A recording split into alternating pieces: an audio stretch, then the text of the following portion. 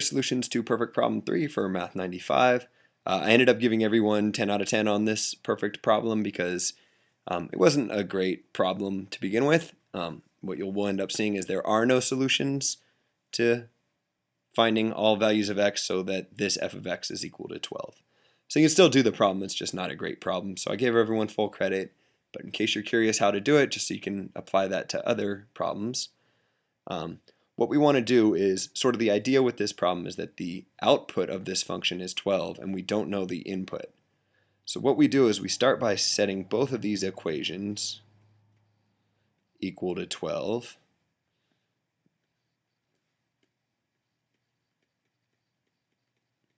And then we solve for x in both cases, but then those won't necessarily be the answers. We'll have to check and see if those answers in fact end up working in here. Let's see, the problem with this first one, let's see, if the way we solve this kind of problem is when you have an x squared and an x term is make the equation equal to 0.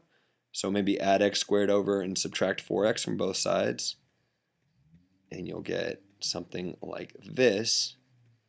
However, if you mess with this for a little while, I don't think you'll find any way to factor this out. So really the only way to solve this would be to use the quadratic equation, and it turns out that if you use the quadratic equation, you'll see that there are no real solutions to this guy. So from here you kind of get stuck. There are no x's that solve this equation.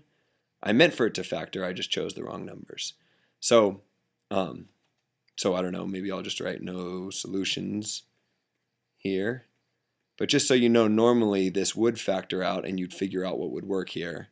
And then we'd plug those back in to see if in fact they work. That plugging in step I'll explain over here.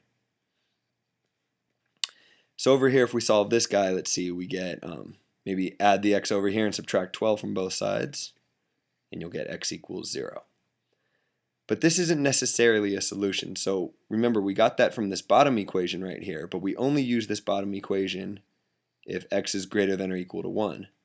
So in fact, if we put 0 into this function, we wouldn't use this bottom equation right here. We'd use this top equation. So what would come out of it would be 0, not 12.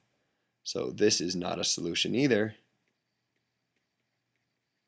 So our final answer would be no solutions, which is kind of unsatisfying, which is why I gave everyone 10 out of 10 to begin with.